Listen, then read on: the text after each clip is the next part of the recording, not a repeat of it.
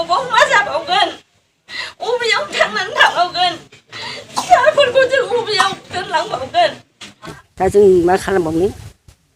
जा दाबो गिदिरफोर गाहाम खारो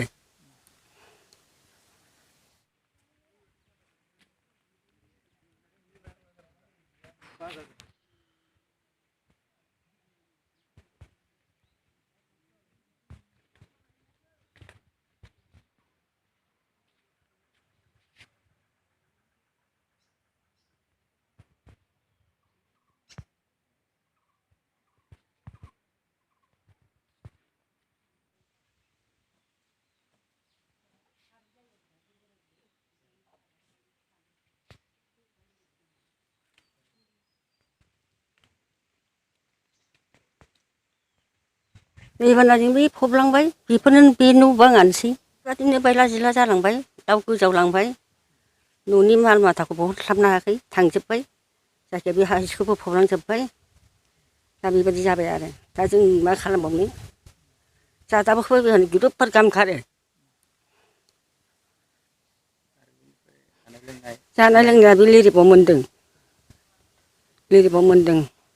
आरो जानायल' जों मा जानो थानाय जायगाखौ मोनाबा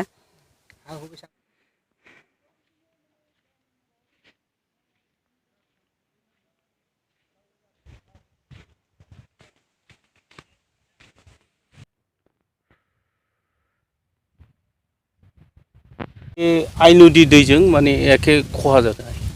हा हु एखेबारे बाला फबफैजोब्बाय माइयाबो फबलांजोब्बाय आरो न' बाङाबो एखेबारे बायला जिला जालांजोब्बाय बहुद खथि आरोखि गय बागान सोनदि थांजोब्बाय लेबु बागान थांजोब्बाय एखेबारे बे माइ दैया गासिबो फबलांजोब्बाय आरोखि बे सारागाव एल.पि. स्कुल गभर्नमेन्ट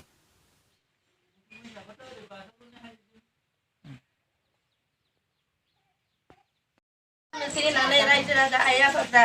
दिनै सोंनाय लाफैदोंबाबो रिपर्टारफोर फैदोंबाबो टिभिनि चेनेलाव हगारनानै होदोंबाबो जोंनो थानायनि थाखाय जायगाखौ रावबो दिहुना नाथाय जों अबाव मा जाबावगोन अबेयाव थांनानै थाबावगोन फिसाफोरखौ जों अबेयाव दोनलांबावगोन आलाय सिलाय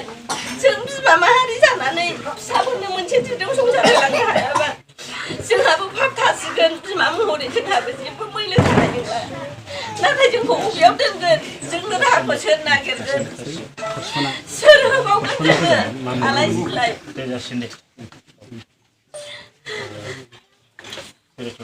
साबायखर थाबाय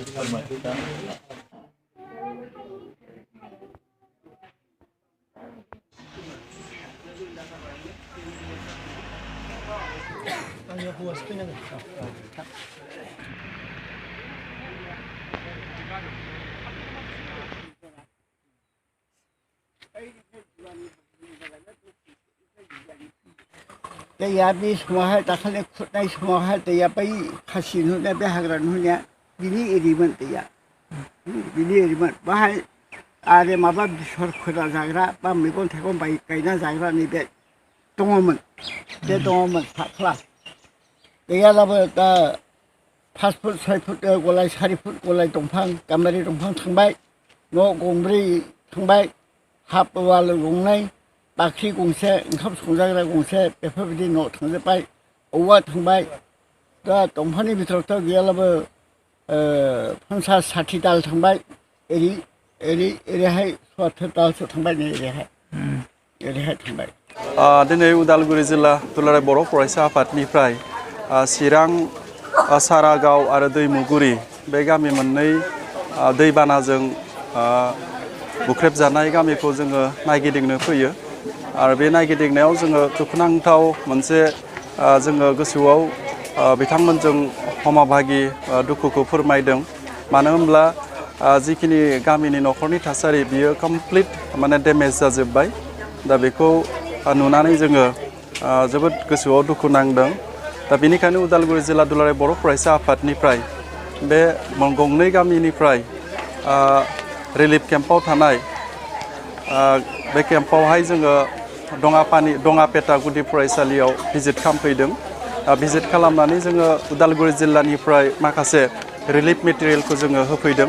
गासै जोङो माइरं 56 कुइन्टल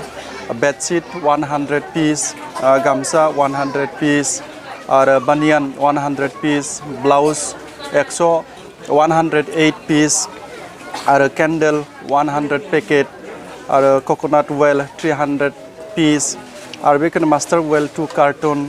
आरो लाइफबॉय साबन 576 पिस आरो भिवेल साबन आरो बायदि रोखोमनि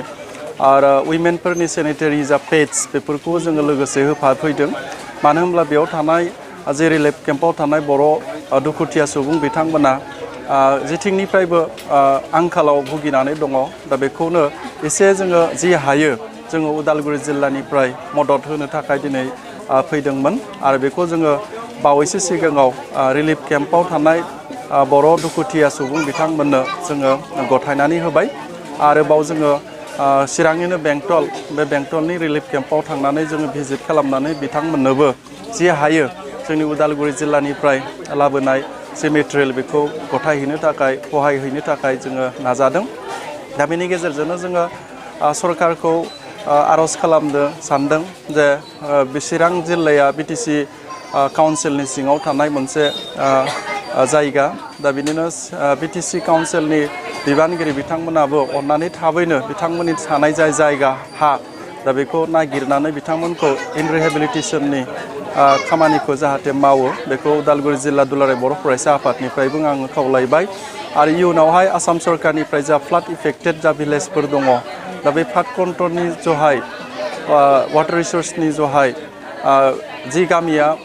इफेक्ट जाथावथाव बे गामिफोरखौ बासायनो थाखाय गिदिरै आरोबाव आलि बा बान बा सुइस गेटफोरखौ जाहाथे मोजाङै मावो बेखौ आसाम सरकारनिसिमबो उदालगुरि जिल्ला दुलाराय बर' फरायसा आफादनिफ्राय जानानै बिथांमोनखौ खावलायदों मानो होनब्ला नेशनेल जे केलेमिटिस होननानै जों नेशनेल केलेमिटिसखौ जों होबथानो थाखायबो सेस्था खालामनांगोन मानो बेयाव रायजो सरकार दं काउन्सिल दं हादोर दं दा बै हादोर खुंग्राफ्रा रायजो खुंग्राफ्रा काउन्सिल खुंग्राफ्रा नौनारि मानसिफोरखौ सुबुं बिथांमोनखौ नायनाया बिथांमोननि कर्तब्य ओंखायनो उदालगुरि जिल्ला दुलाराय बर' फरायसा आफादनिफ्राय बेखौ बिनम्र भाबै खावलायनानै आङो दिनैनि बे हाबाफारियाव बेखिनिखौ खावलायबाय गोजोन्थों